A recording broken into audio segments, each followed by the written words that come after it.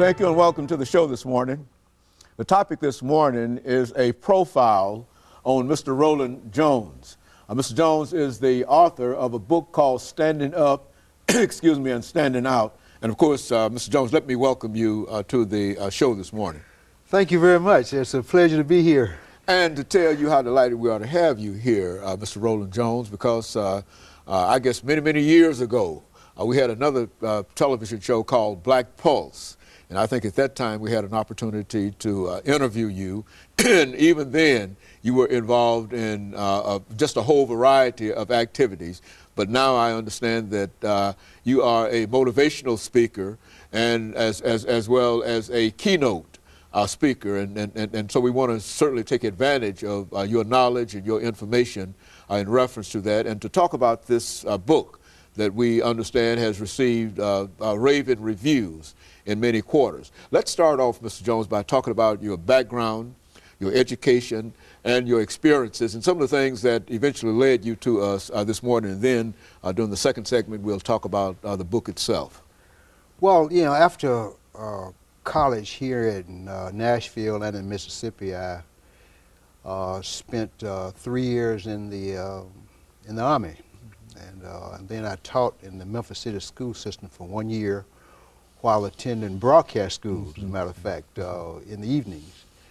And in 1964, I landed a job as a radio announcer.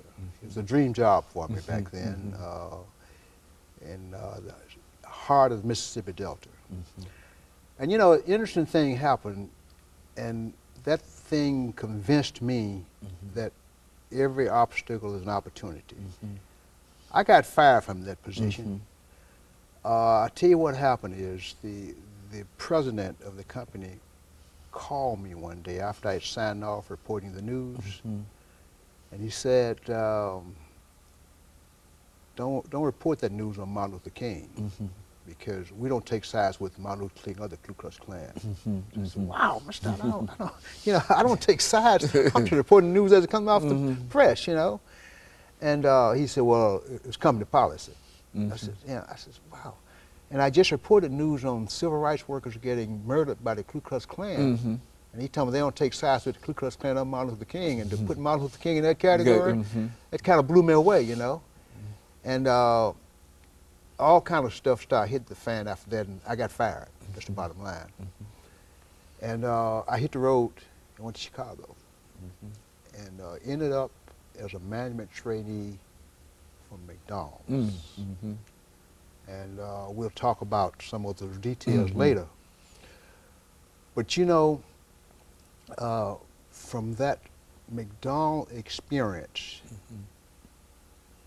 led me to some great opportunities. And the first day on that job, I scrubbed trash cans. Good. I started with 2 other trainees. They worked on the inside, I worked on the outside. We'll talk about that a little later.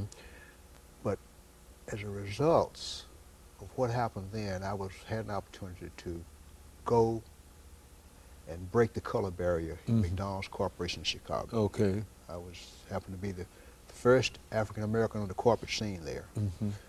And of course, was a leader in starting the Black McDonald Owners Association, which is now the largest business networking system in the country for African Americans, as a self-help organization. And of course, after I spent 12 and a half years in McDonald's Corporation, I came to Nashville to become a franchisee, a McDonald's franchisee. And of course, I got involved in the Nashville community here, and I opened several McDonald's franchises, and retired from McDonald's, and then went on to open another franchise. So over the period of my business career, I've owned 4 different franchises, as well as been in some other businesses. So I guess you could call me somewhat of an entrepreneur. But now I'm a motivational and keynote speaker and an author, and proud author of the book Standing Up and Standing Out. And wishing to use the information and the experiences that you have gained in terms of motivating other folks. And I'm reminded of one thing as we make preparations for this first commercial break. I'm reminded of one thing about working inside and working outside, and how the trash cans had to be cleaned. And I can imagine that you were the person that decided to clean the trash cans when everybody else really didn't want to clean. Well, I wouldn't decide to clean them.